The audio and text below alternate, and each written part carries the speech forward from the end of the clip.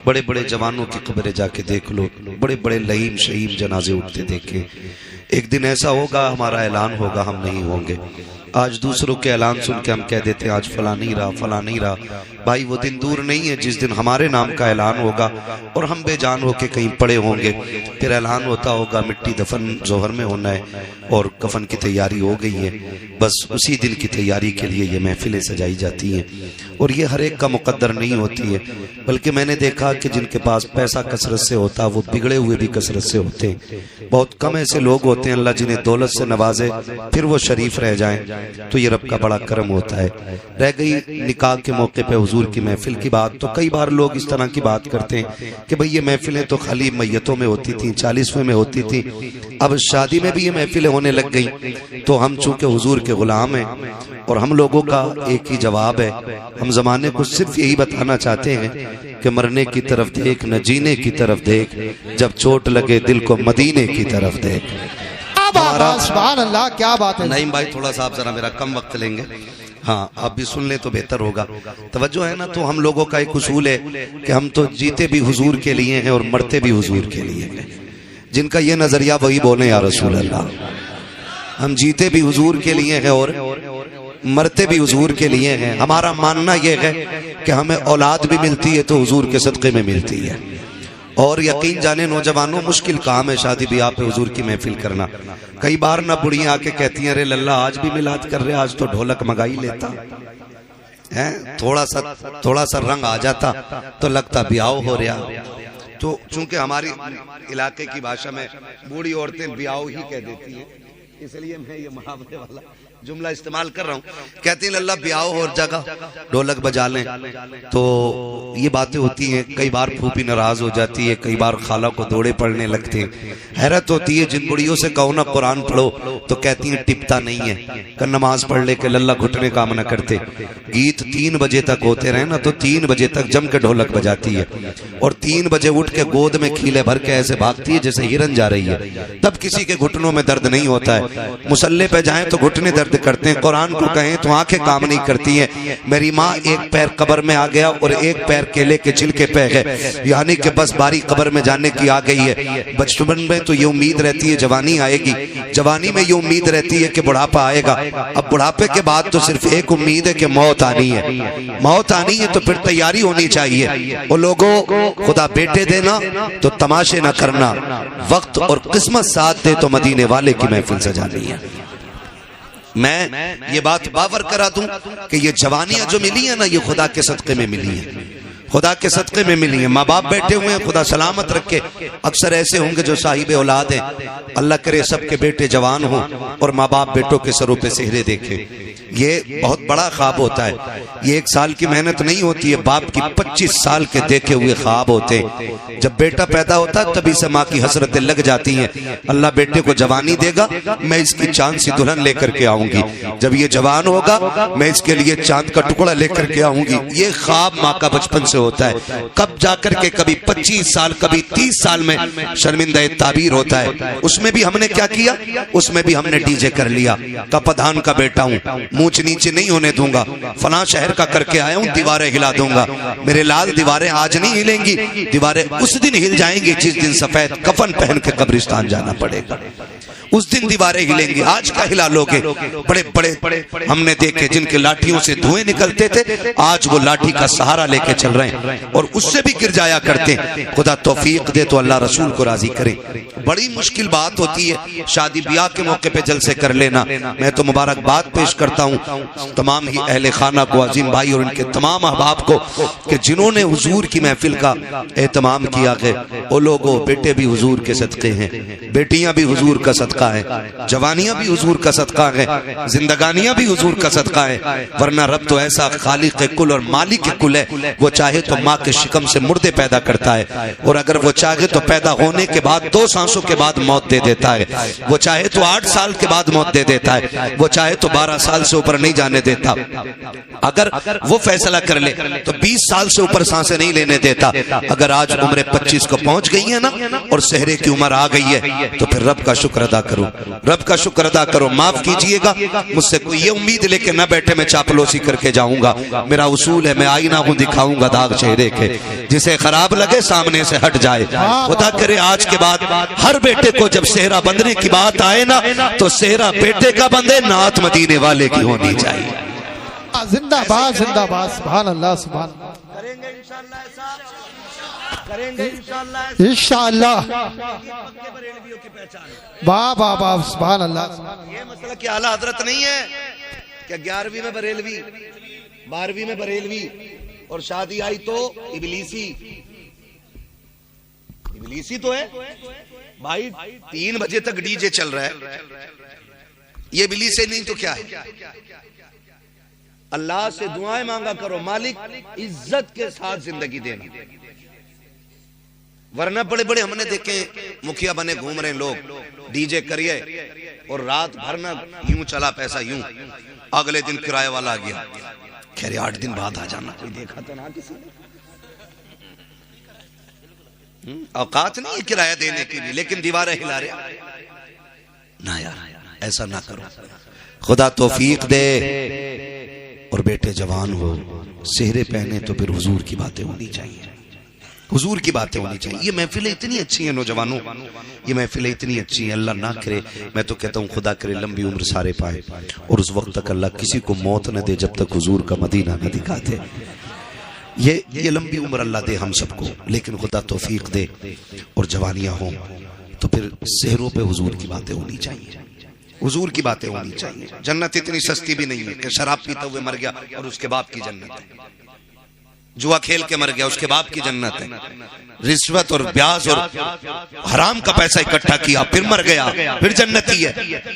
ایمان پہ مرائے ملے گی ضرور, لیکن کٹنے کے بعد ملے گی. جنت تو بہت بعد میں.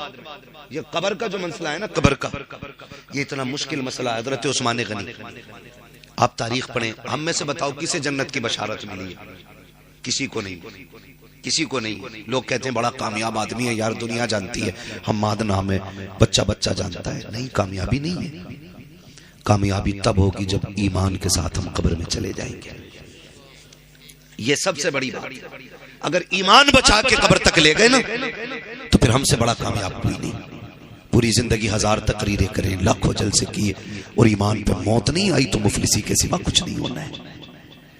یہ مفلسی کے سوا کچھ نہیں ہونا ہے, یہ بے بسی کی موت ہوگی. اس لیے خدارہ زندگی ایسی کر لیں تاکہ دنیا کو پتہ چل جائے واقعی یہ حضور سے پیار کرنے والی قوم ہے. یہ میت پہ بھی نبی نبی کرتی ہے اور شادی میں بھی نبی نبی کرتی ہے. یہ مزاج بن جانا چاہیے. کریں گے کتنے نوجوان کوشش کریں گے انشاءاللہ؟ ہاتھ دیکھو تو صحیح, کتنوں کے اٹھے, کتنے کے نہیں اٹھے. جن کے نہیں اٹھے گئے اعلان کر دو, اگر تو ڈی جے بجائے گا تو تیری بارات سے ہمیں لینا دینا نہیں. یہ ضروری نہیں ہے بھائی ہم آئے تبھی جلسے ہوں, ہے نا. مولانا فرمان صاحب کو بلائیے, حضرت کو بلائیے, ان تمام علماء کو, کسی کو بھی بلا کے حضور کی باتیں کرائیے, لیکن محفل حضور کی ہونی چاہیے. کیا کہتے ہو عظیم بھائی؟ ایسے ہی ہوگا نا انشاءاللہ. جتنے لوگ ہمارے تعلقات میں آتے ہیں انہیں حضور سے جوڑیں گے, کیونکہ ہمارا نبی کمزور نہیں ہے. ہمارا نبی اتنی طاقت والا ہے. بریلی کا امام کہتا کون دیتا ہے دینے کو منہ چاہیے, دینے والا ہے سچا ہمارا نبی. میں جانتا ہوں میری آواز اعظم بھائی کی طرح خوبصورت نہیں ہے, یہ نعمتیں اللہ سب کو نہیں بخشتا ہے. بہت خوبصورت آواز ہے, لیکن بنا انداز کے ہمارے بھی شعر ہی ہوتے ہیں, بنا لہجے کے ہمارے بھی شعر ہی ہوتے ہیں. اعلیٰ حضرت فرماتے ہیں کون دیتا ہے دینے کو, کون دیتا ہے دینے کو, دینے والا ہے سچا. کیا یہاں پہ کچھ دیوبندی بھی آئے کیا؟ اعلیٰ حضرت کا شعر تو میرے خیال سے سارے سنیوں کو یاد ہوتا ہے, اور اسی لیے مشہور شعر پڑھا میں نے. اکثر کہیں بھی جلسے میں جاؤ تو یہ شعر یاد ہی ہوتا ہے. اب میں دیکھوں کتنوں کو یاد ہے. کون دیتا ہے دینے کو, دینے والا ہے سچا, دینے والا ہے سچا. ہمارا نبی اتنا طاقتور نبی ہے ہمارا. ان کی محفل ہونی چاہیے, ان کی بات ہونی چاہیے تاکہ ان کا ذکر کریں. فرمایا گیا جہاں حضور کے نام کی محفل سجتی ہے, جتنے لوگ آ جاتے ہیں اللہ سب کی مغفرت فرما دیا کرتا ہے. مغفرت تو سب کی ہو جاتی ہے, وہاں فرمان صاحب مغفرت سب کی ہو جاتی ہے، لیکن مسئلہ یہ ہے اس مغفرت کو بچا کے کتنے لوگ رکھتے ہیں۔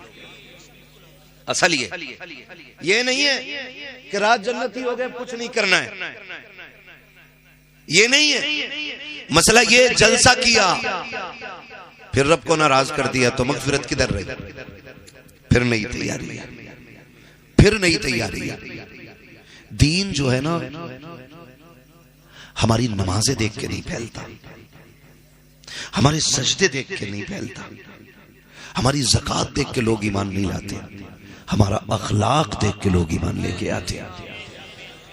اس لیے کہ سجدے جو ہم نے کیے وہ ہم نے کیے، زکوٰۃ جو ہم نے دی وہ رات میں یا دن میں دی، کسی نے نہیں دیکھی۔ لیکن جب ہم روڈ پہ چلتے ہیں نا تو ہمارا اخلاق زمانے کو دکھتا ہے، اخلاق زمانے کو دکھتا ہے۔ تم نے کرونا میں دیکھا ہوگا، کرونا کا پورا ٹھیکہ مسلمانوں کو دیا جا رہا تھا۔ یہ ثابت کرنے کی کوشش کی جا رہی تھی کہ کرونا پھیلایا ہی مسلمانوں نے۔ لیکن آج بھی میں سلام کرتا ہوں ان نوجوانوں کو جنہوں نے روڈ پہ پیاسوں کو پانی پلایا، بھوکوں کو کھانا کھلایا، مجبوروں کو ہاتھ بڑھا کے ہاتھ پکڑ کے منزل تک پہنچایا۔ دنیا دیکھ کے حیرت میں تھی، جنہیں آتنکوادی کہا جاتا ہے حقیقت میں یہ لوگوں کی زندگی بچانے کے کام آ رہے ہیں۔ تو یہ اخلاق ہمارے ہوتے جو دنیا دیکھ کر کے نا پھر کہتی ہے حضور کے غلام ایسے ہیں تو پھر مدینے والا امام کیسا ہوگا۔ ہمارے اخلاق بہتر ہونے چاہیے، اخلاق بہتر ہونے چاہیے۔ ہمارا اسلام کسی اینگل سے کمزور ہمیں فخر ہے کہ ہم مسلمان، سلامت رہیں ہم مسلمان۔ اب لگانا کہ آپ جلسے کرتے ہیں، ہاں یہی بیداری رہنی چاہیے۔ ہمیں فخر ہے کہ ہم مسلمان، سارے بول دیں تو اچھا لگے گا، ورنہ نہ بولیں گے تو کوئی خرچہ نہیں لگے گا۔ جی جی جی میں 4 بندوں کو دیکھ کے تقریر کر لیتا ہوں، میرا مزاج ہے 4 ہوں حضور کے وفادار ہوں، خالی بھیڑ بھاڑ سے مطلب کوئی نہیں رہتا ہے نا۔ جنگ میں کاغذی افراد سے کیا ہوتا ہے، ہمتیں لڑتی ہیں تعداد سے کیا ہوتا ہے نا۔ اگر 4 سامنے والے اچھے ہوں، ڈسپلے اچھی ہو نا پوری بلڈنگ اچھی لگتی ہے نا۔ ایلیویشن ہی اگر خراب ہو نا تو پھر اندر کچھ بھی لگا لو پھر مسئلہ بنتا نہیں۔ تو کم سے کم جو فرنٹ ہے یہ اچھا رہنا چاہیے۔ رب کا شکر ہے کہ ہم مسلمان اور ہمیں اس بات پہ فخر ہے کہ ہم حضور کے غلاموں میں پیدا کیے گئے۔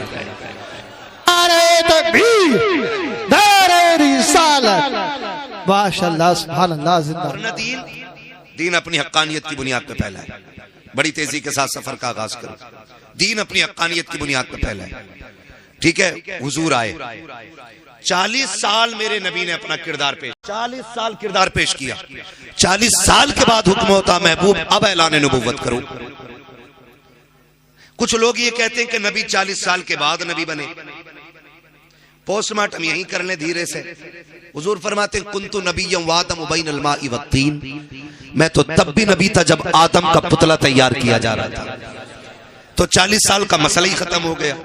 دوسری دلیل یوں سن لیں، حضور دنیا میں آئے، رب حبلی امتی کی صدائیں تھیں، گویا نبی جانتے تھے میں نبی ہوں اور میری ایک امت ہے، تبھی تو مانگ رہے تھے نا۔